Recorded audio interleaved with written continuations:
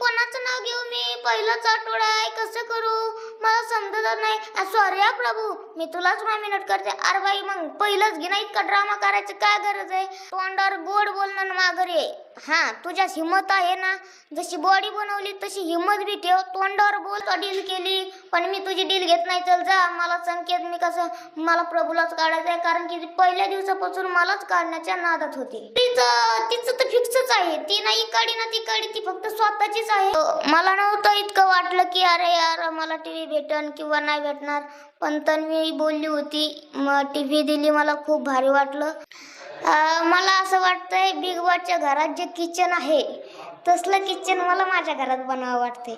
हा दीपाली ताई पण चांगल्या आहेत, त्यांचा गेम आहे, पण त्यांना जरा ते निकष जे देतात तिथं जरा ते कुठंतरी हे होऊन जाते. मला हे बघायचं होतं, पाण्यात उतरायला लावायचं होतं मला त्या संस्कृतीला.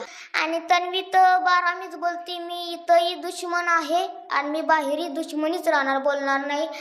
तर मी त्याच्यासोबत डील का करू? मी माझ्यासाठी अजिबात त्याला डील केली नाही, तर मी तुझ्यासाठी डील का करू? कुठलंही भांडण झालं की ती फुटेज घेण्यासाठी मदत येऊन टपकायची, आणि जी तोंड लांब व्हायची की ती थांबतच नव्हती.